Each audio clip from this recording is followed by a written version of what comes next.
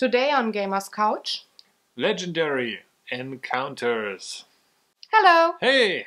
Happy New Year to you all! What, again? Now it's the new year and you okay. say Happy New Year to you and all the best when you meet somebody for the first time in a new year. Manners! Well, we're back. We're still alive. We're not rested. But we're good. And we played a lot of games between the holiday, or in the holiday season, I should say. Yeah. And if you follow us on Facebook, you've already seen a couple of photos of the game that is about to happen today on Gamers Couch, which is Legendary Encounters Aliens. And we actually talked about this in the last video quite a bit. Well, you might be surprised to find that this is a spoiler, but we kind of like this game. So surprisingly enough. Let's talk about it. Yeah. So just like last year, we go into rules and gameplay first. That's his part. Then we go. I'm off, and you can. No. I'm trying not to interrupt you, and I'm just making a nice face and nodding once in a while, being the assistant with passing the components to you while you talk. All that stuff. I'm very busy in that time, drinking coffee, and then we go on to likes and dislikes and experiences and funny stories. So.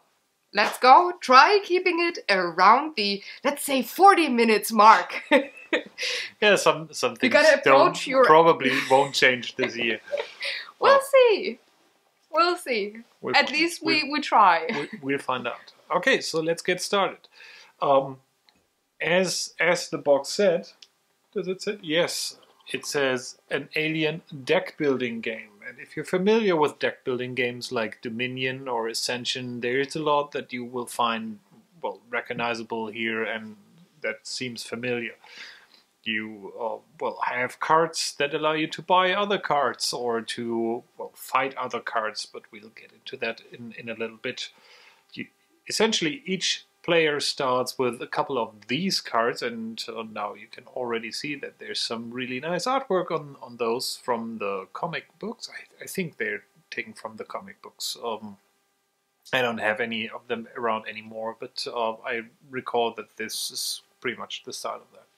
So essentially you have two different kinds of resources that you can spend each turn. When it's your turn, it's either stars, which allow you to buy characters, buy additional cards to build your deck and go forward, or these strike or attack symbols that allow you to, do stuff with the environment. And that is where already Legendary is kind of a little bit different than the typical deck building game like Dominion, where you just buy cards to buy more cards, and then at the end of the game you have a couple of victory points to win.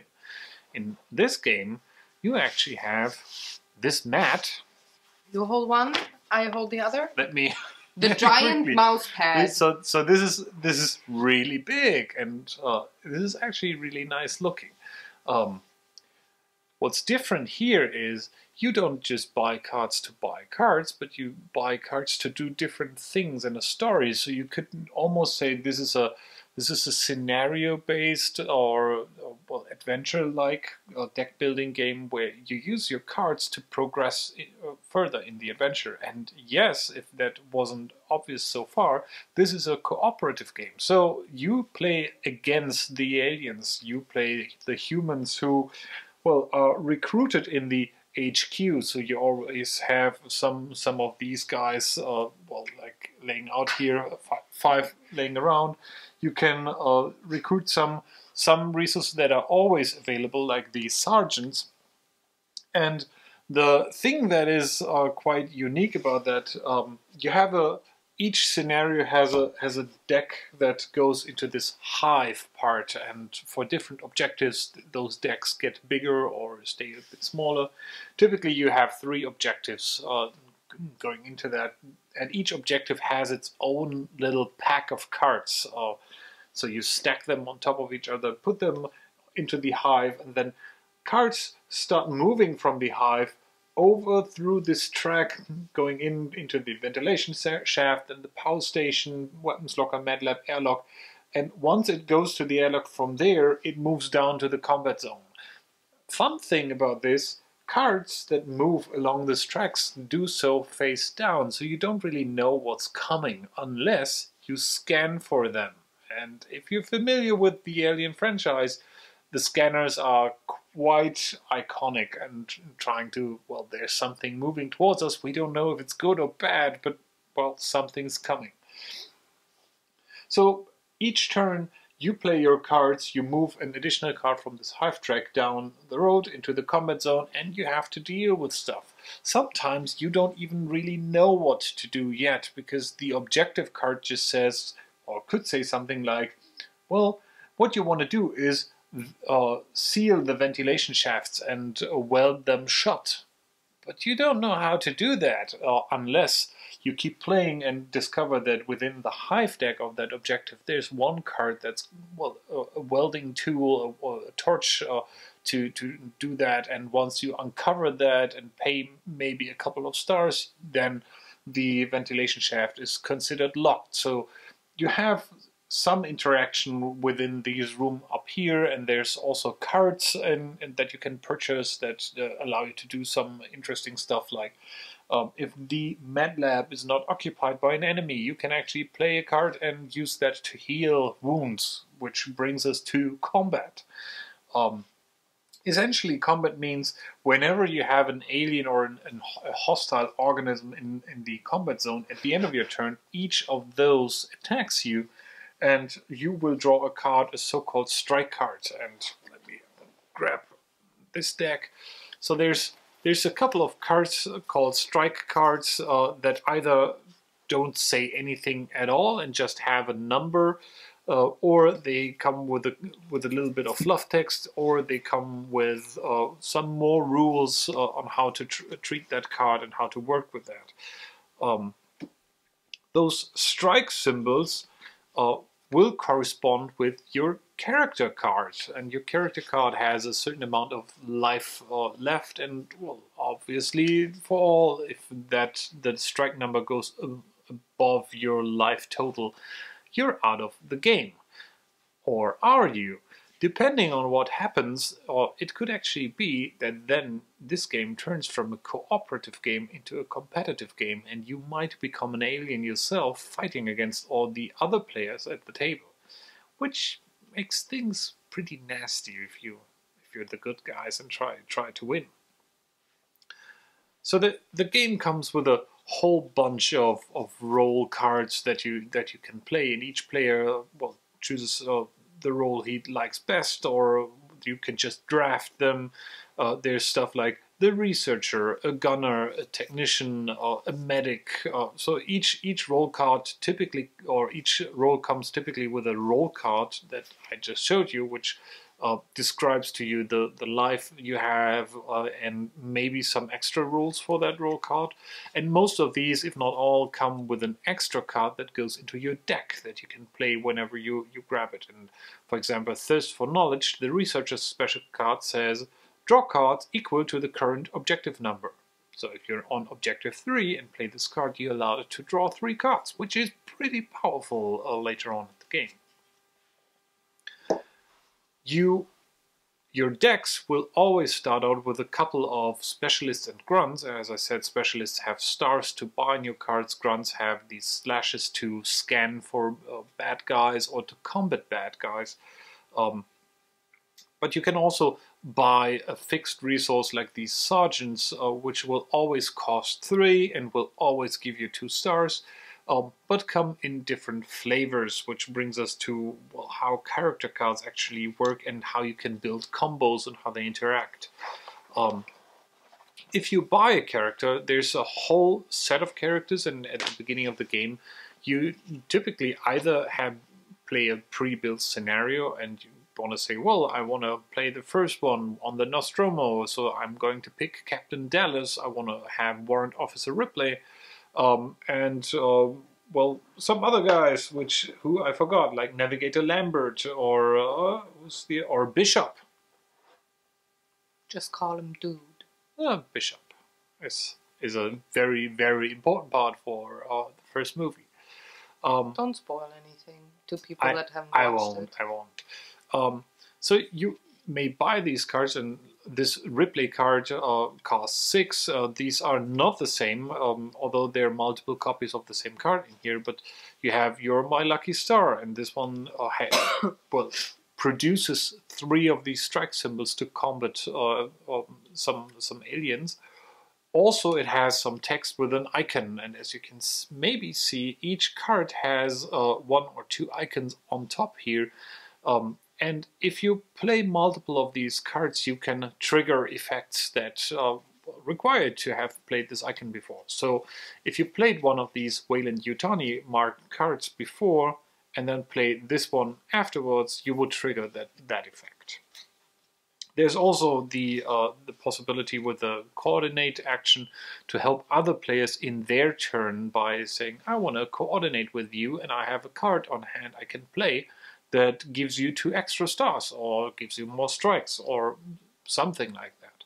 So it is highly encouraged to help others and not only build your own deck, but maybe build a deck that is able to support other players in whatever they're doing. May that be fighting aliens, or may that be getting better cards. So similar to any deck building game, you want to start spending the first couple of turns getting a good set of cards and then slowly shifting over into, call it combat mode, by trying to defeat aliens. And talking about aliens or objectives, an objective pack looks like this. So this comes with an objective card, and this literally says objective, find both parts of the SOS. It doesn't tell you much, but once you start looking into the stack, you will find gold cards, and these are typically purple. So you have to scan or uncover cards until you find the SOS, and this literally just says once you found it, move it into the operations zone, which is literally just a stack where you can put objective cards. But there's also some other stuff in here, like an event card, which are fairly generic looking, and the card itself doesn't tell you what to do.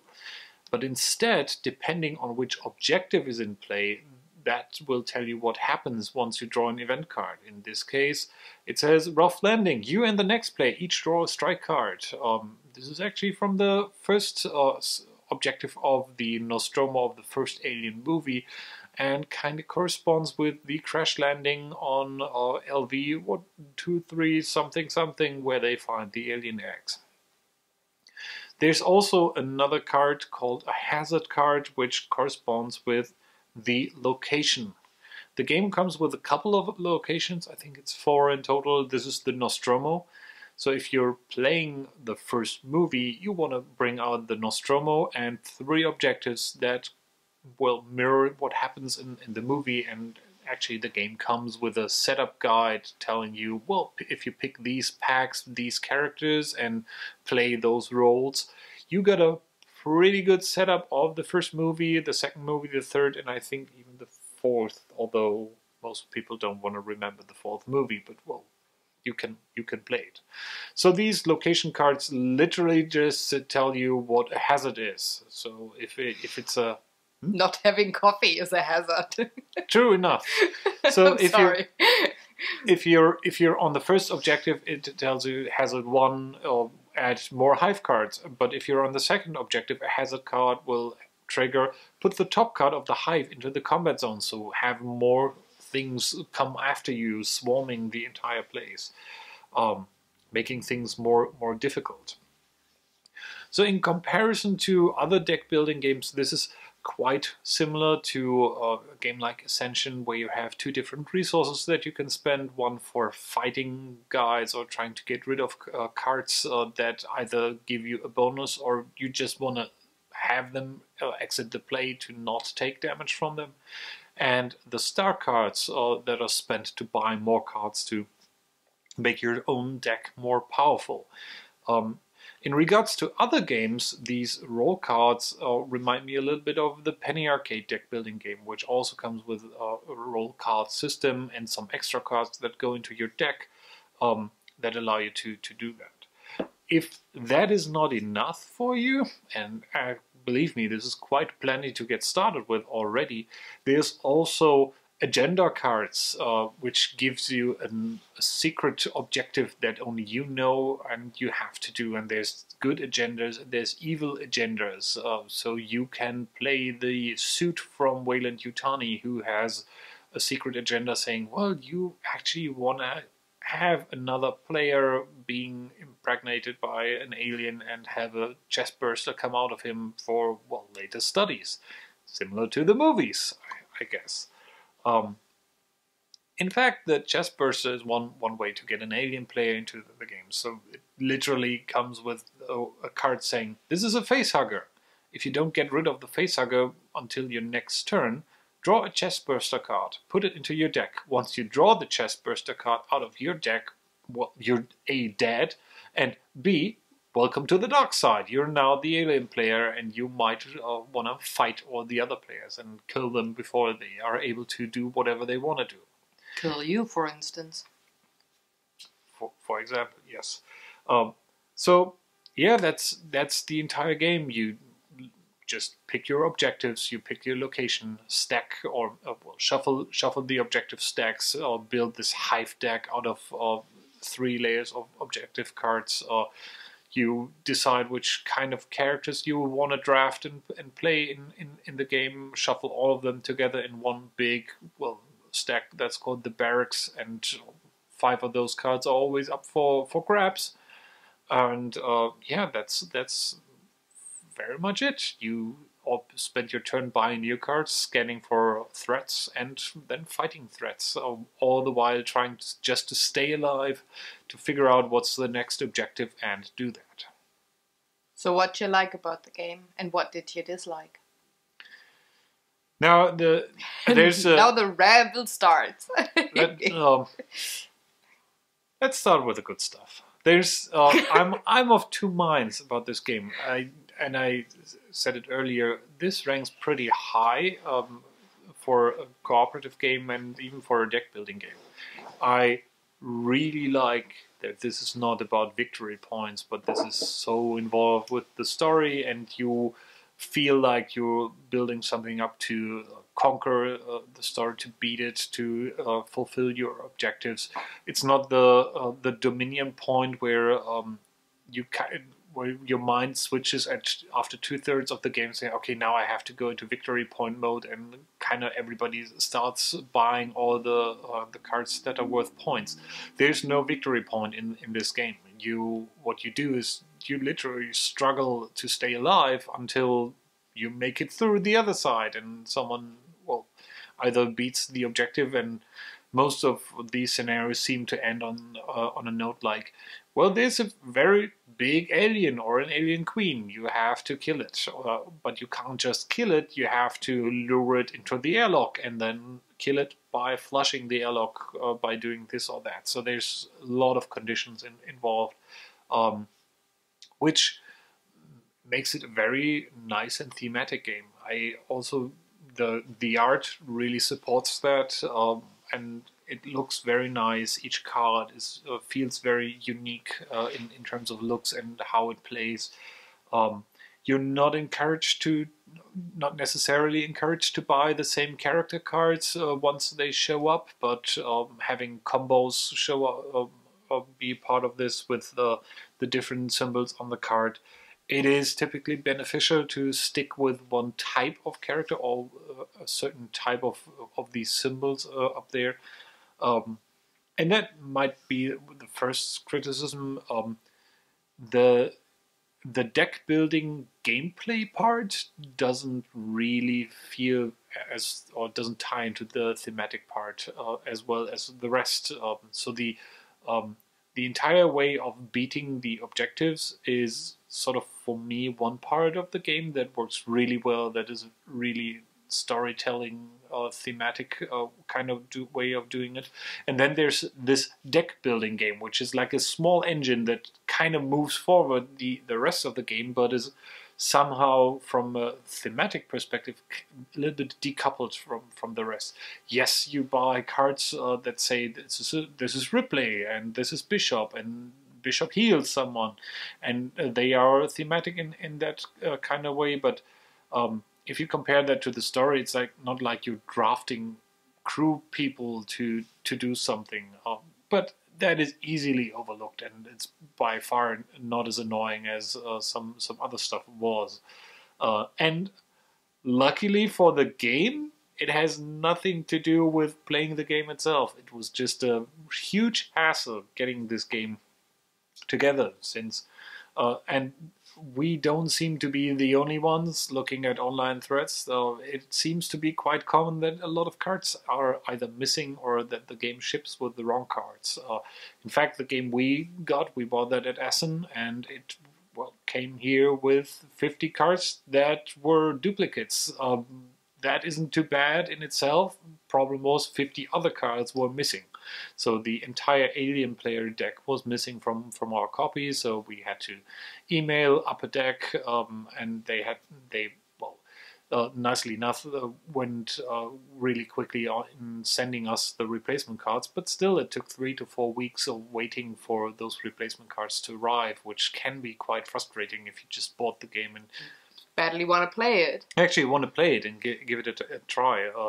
Especially since the card packs are not organized in a way where you could say, I'm just missing a roll here or something there.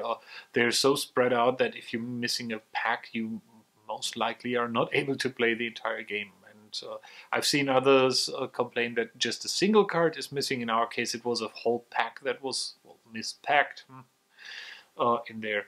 And another thing, and this may be Maybe that's just because we own other games that come with deck building.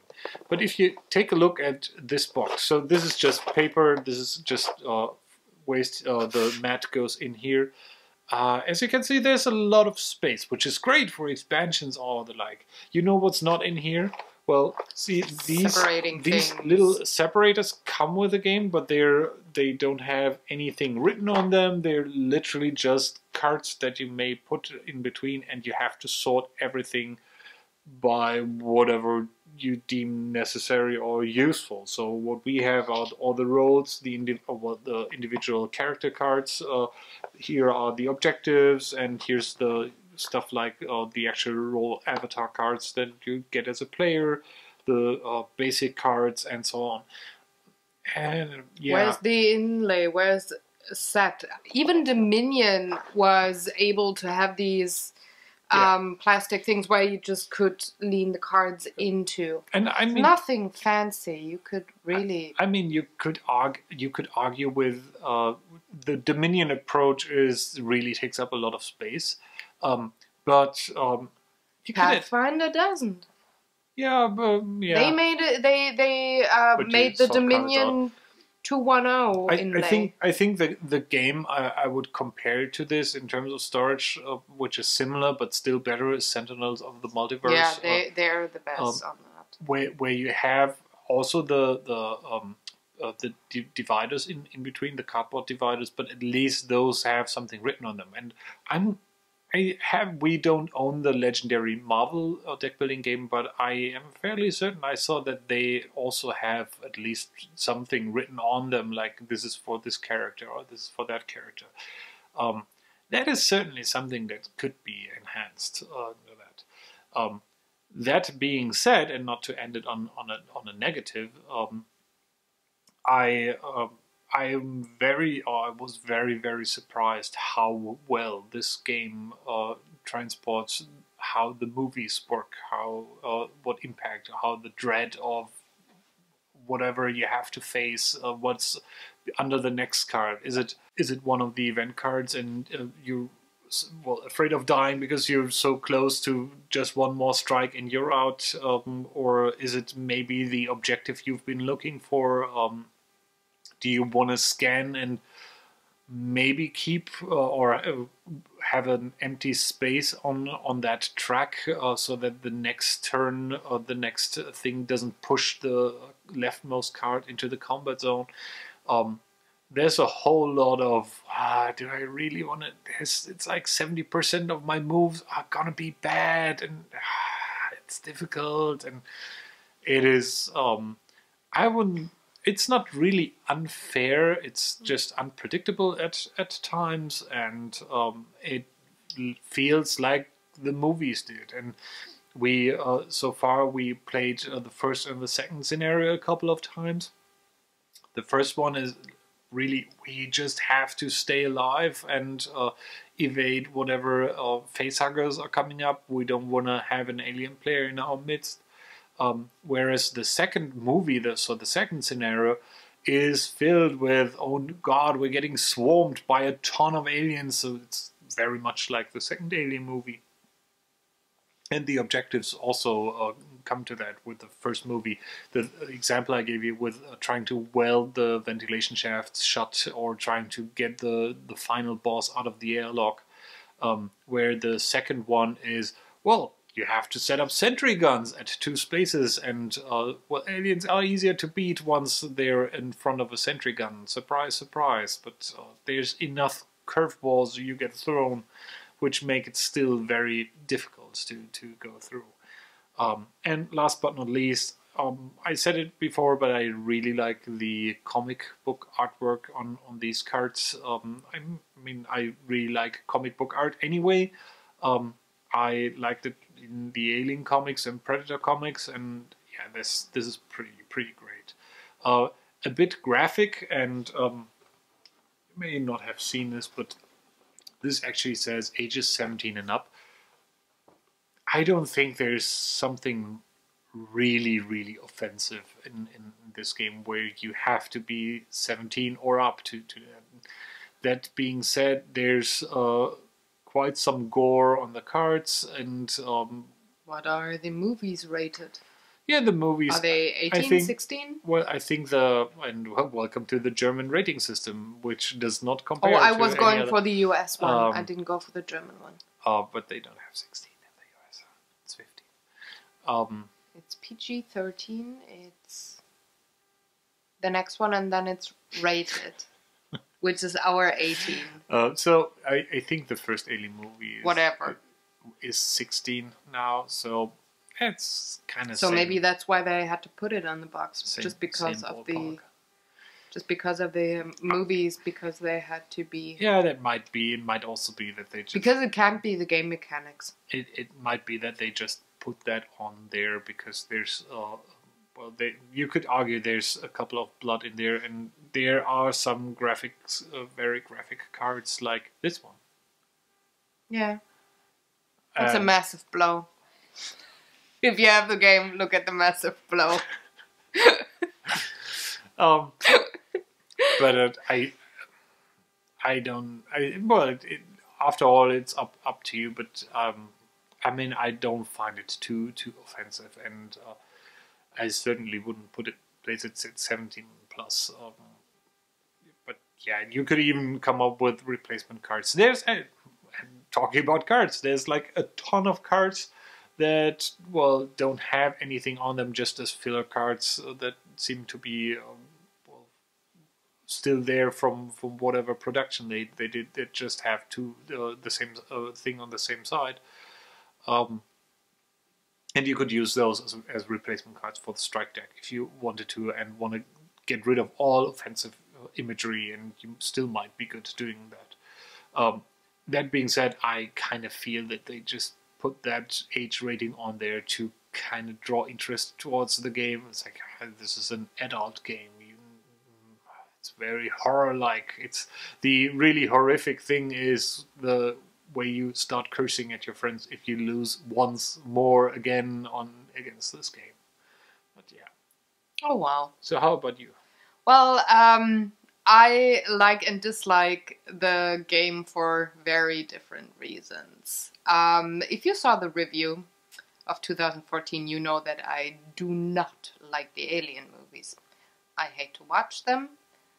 I actually leave the room if I can. If somebody in this house is watching them, I'm not bringing him coffee when he's watching those movies. So I really dislike the movies, and not because they're bad, but just because they hit a spot where I'm like, yeah, nah, not my kind of thing. They're not as much horror movies in terms of gore, but there's Yeah. a lot of suspense. Yeah, and they have great sound effects, and the music stuff on these movies is so well done that it really transports this kind of feeling, you know, and that's what I hate about movies. Playing the soundtrack of the first movie while playing the game, not gonna happen. Otherwise, I'm going to, I don't know. I'm pretty sure it will enhance your game experience. Not his. It might be difficult for me to. Yeah, don't go there. Anyways, I'm going to start with the dislikes because although we learned in management class, always say 3 good things before you complain about something. I'm not gonna do that just because my like thing is going to be so much more, and I wanna end the like and dislike on a good note. So what I don't like again is the inlay, and I'm really pissed off by it. Guess who had to write all the cards? No, I didn't mind that part because like in Dominion you had to put the stickers on, so there was some stuff that you had to add to make a nice inlay, so I'm okay with that. What I'm not okay with is the quality of the cards is so good that they are quite slippery. Mm-hmm.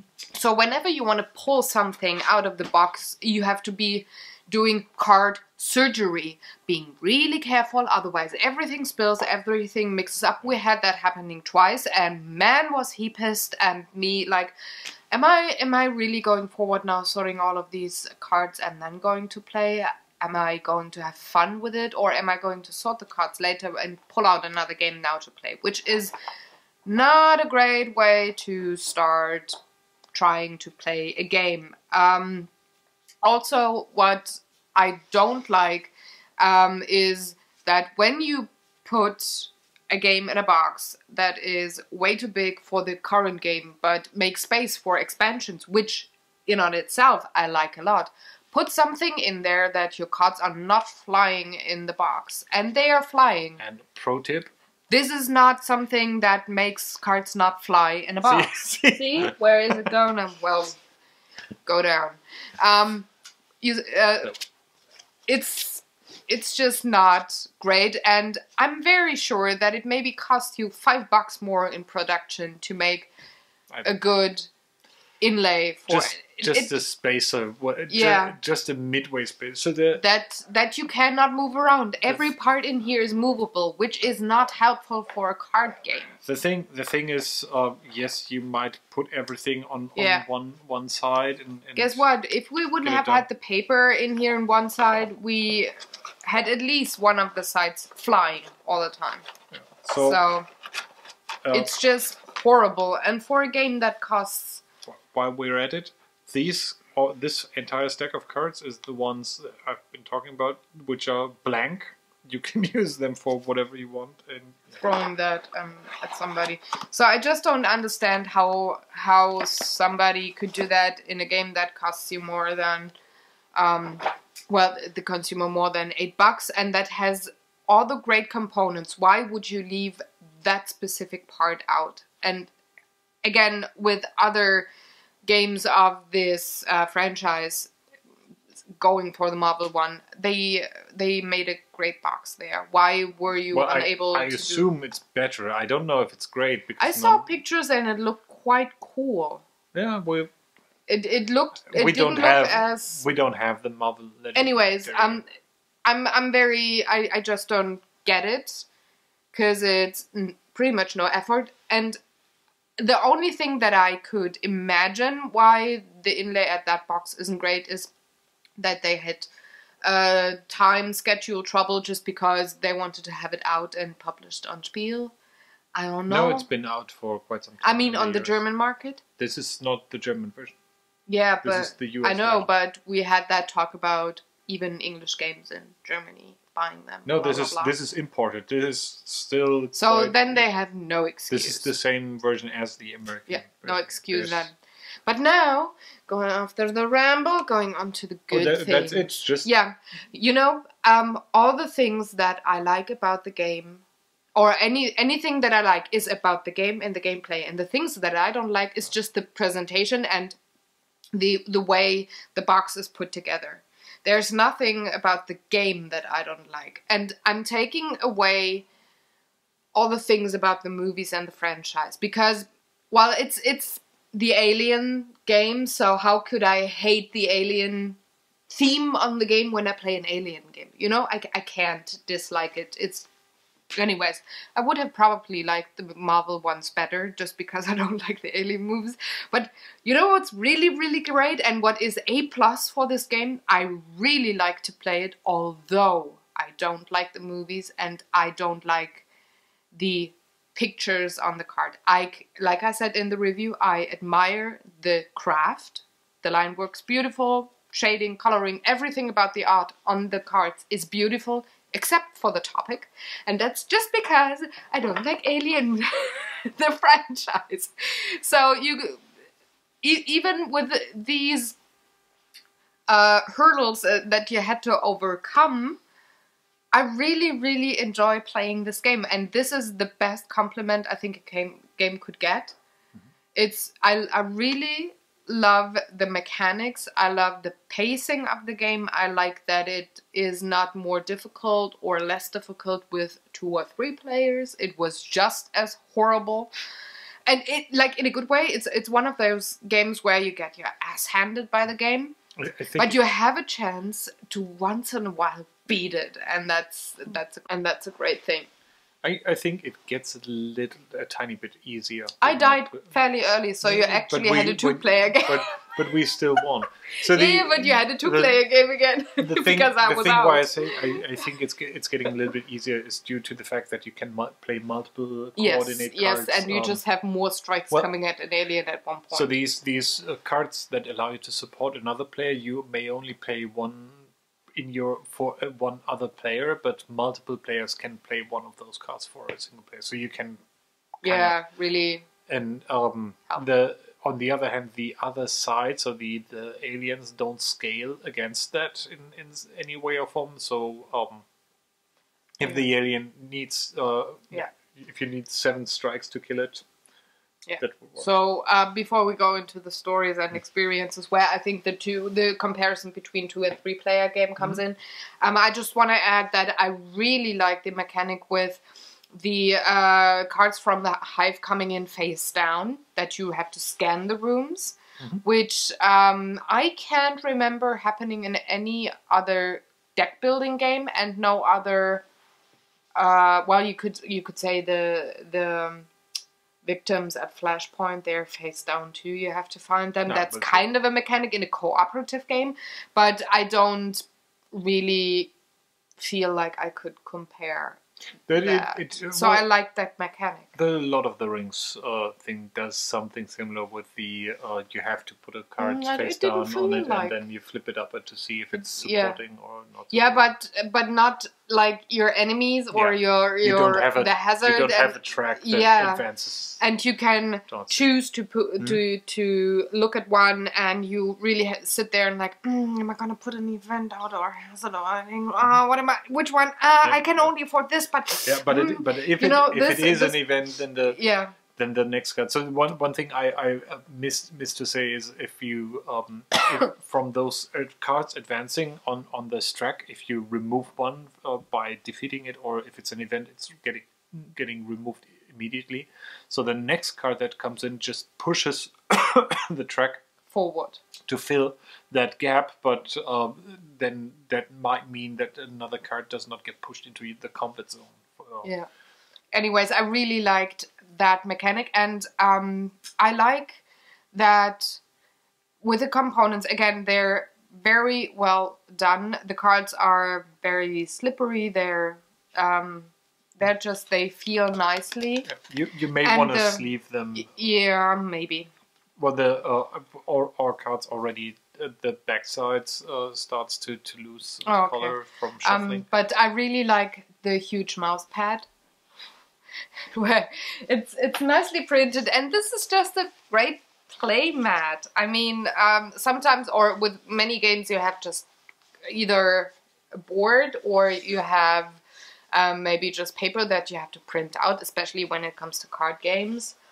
I'm thinking about Netrunner and Dice Master right now. So just by putting this quality thingy in there where you can play on, I really, really like it. So it adds a lot to, hey, we should play the next movie, although I hate the movie and I hate the aliens, and I hate looking on the upper part of the cards just because the aliens are drawn so well that they're like, ugh, to me. Would you say that you know what the movie's about better? No. Because I don't look at the cards. I don't look at the story. No, I mean from the objectives that you have to fulfill. No, I just, I'm amazed that I can strip down a game to the abstract part almost. I'm amazed right now as well that you can. Well, we did not seal the airlock. No, I'm okay with the airlock. Played but 3 strikes. No, I mean, card with the value of 6 goes into place number 2, and then I can play these many cards with the stars or the strikes, and I'm good.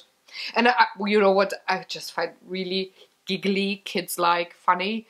The cards that strike somebody are called grunts. So I always imagine, like, either a big dude or a pig going around the place and like all the time, which is so funny to me. And just like weird brain. But anyways.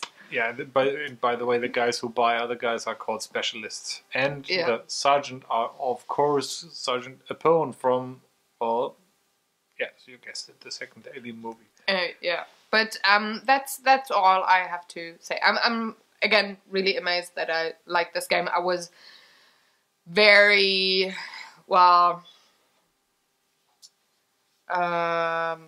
what's the word? Impressed. No, when you bought that game and you say we gotta play that. Yeah, very skeptical. Thank you. I was just like, I'm gonna try it just to be nice to him. I'm gonna try it once. He knows very well that I just don't like anything that is in this franchise, and I was amazed how much I like it in the end. So, rating 1 to awesome. I see. I just wanna on a positive note. 40 minutes, babe. We're already in the third part, which is close to 36. There's even different alien avatars. I mean, that is one of the things I think if you do some franchise tie-in thing, this could have been easily some other thematic gameplay. I could see this game about someone trying to disarm a bomb, or doing some other stuff, or having just fights in space, or Die Hard, or an Indiana Jones adventure, or Die Hard. Yeah, something that is objective driven. I'm pretty sure everything would fit that game mechanic and be easy to do. So if you put in something like the Alien franchise, I think the artwork is important to communicate that. Yeah, but rating 1 to awesome. Well,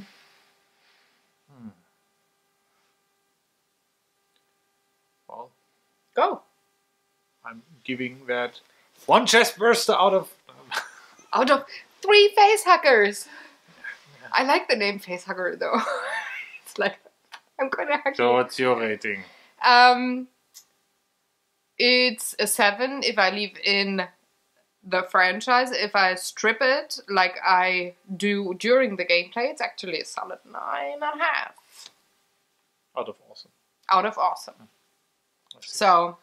Yeah, I would. In short, if I wouldn't necessarily recommend that as a starter game for someone who has not played any deck building game before, or there's others. They're like something like Dominion or Ascension is way easier to get started.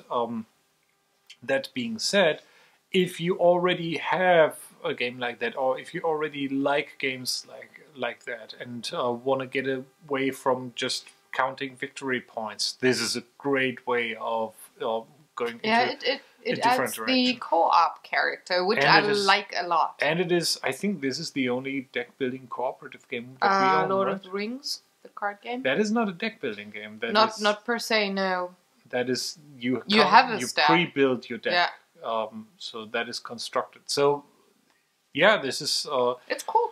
This is a worthwhile addition to our set of games, and I'm fairly certain that we will play this a couple of times. And at least through all the movies, I'd say. And you don't have to play the movies. You can combine your own objectives. You can actually combine this game with other legendary games. You can have Wolverine fight aliens. I would play Wolverine in that. There's I think they hinted at an upcoming Predator version, which awesome. So you could play Aliens versus Predator. And somebody's kicking out. So, experiences, funny stories before you start jumping on the couch because you're looking forward to Predators so much. Yeah, well, I mean, you're too old to jump on the couch, but there's no one thing that is super that I've found super memorable. It's every game so far we played felt really tense. None of the games we played felt like a cakewalk. So it's and talking about another deck building game. Well, actually, we have another cooperative deck building game, and we talked about it already. I'm very sorry, Shadowrun Crossfire, that we forgot you. But it has the same tension, the same.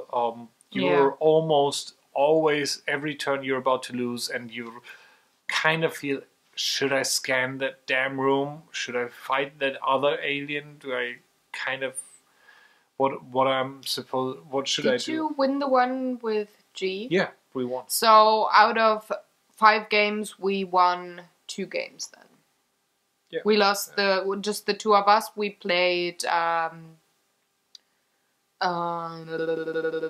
games before we won the first one. Mm-hmm. And then we played the second movie and you won, though I died, so it was actually just a 2-player game. I died fairly early on. I had 2 larger numbered strikes there. And sorry for spoiling some of the first objectives. That is also something I find quite positive about this. The first time playing in, don't care too much about how to play this game. Don't look too far into the objective decks. No. Follow the instructions. Yeah. The rulebook is pretty solid. There's not a lot. We didn't have to look up a lot. No. There is in fact not a lot to look up anyway. I mean, the cards have clean and clear texts on them, and they pretty much tell you what to do. Yeah. So and keywords are explained. So yeah, it's a good way to experience this game is to discover what the objective cards are and how what you actually have to do. And not have somebody be in the know at the game, and all the others are just finding out. So yeah, if you I think it's way more fun that way. It might, and that might be the difference if an objective says find this or that or do something, and you don't know how to do that, and then you start scanning more or maybe scanning less because there's also a lot of aliens around, and it's really cool how. Yeah, and it's a game that when you play it, you can't do anything else, not even listen to a podcast or music, at least not in my opinion. And this is a game that really grabs you. It captures the tenseness of the movies very well and translates it to the game and to the table in a way that I like, although I don't like the movies. So I find that highly surprising and but in a good way. What? No. I find you disturbing sometimes, especially when I'm talking. I'm going to face hug you. But that was not with a U, but HACK. So. No, I am going to face hug you, and it's gonna hurt. So while I'm going to do that, you can't watch. Otherwise, I have to rate this video. I don't wanna pick favorites, but. Now that we figure out that we have more than one cooperative deck building game, do you prefer one over the other? Yes. Yeah, I like Shadowrun more too. No, I don't. I have to say I actually like both, but for different reasons. There's something that Shadowrun has that this game does not have. It's Shadowrun. No, not only is Shadowrun, but Shadowrun is forces you to communicate with other players a lot more in terms of I can support you with this there, and you could do this or there, or I have this card. So really? Yeah, I find we just communicate as much here. Yeah, but you only play one card maximum per. Yeah, but we player. talk about am I going to scan this one, or I have this on my hand. I'd like to do this one. Are you okay with it? Don't I see anything that might screw things up? We communicate a lot. Well, we talk, but that planning in advance. Yeah, you can't really plan in advance. That's the point. I'd say Shadowrun Crossfire is even way more difficult than. Yeah. So Legendary is Never difficult, won. but you didn't win. Yeah. I'm talking about myself. But Crossfire is kind of, if you don't communicate, you will lose in Crossfire. In Legendary, if you don't communicate, you could still make it. I mean, we made it, and we don't talk to each other much anyway, so. The things that apply to competitive games do not apply to cooperative games. Of course we talk then. It's only good behavior to not talk in competitive games when you're married. We have the proxy deck. Yeah, we have the proxy deck. And we need to end Christmas now. Only on the 6th. There's 2 more days that he's alive. I promised him. On the 6th, we put away all the Christmas stuff, like every year. And you don't pay attention because you don't care.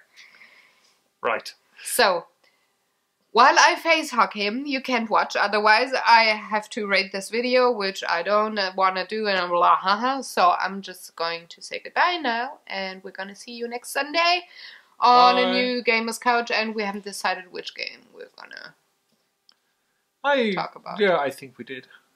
Did we go for the alternative to this week? Yeah. Okay. Well, that's what But there's another game we talked about in our.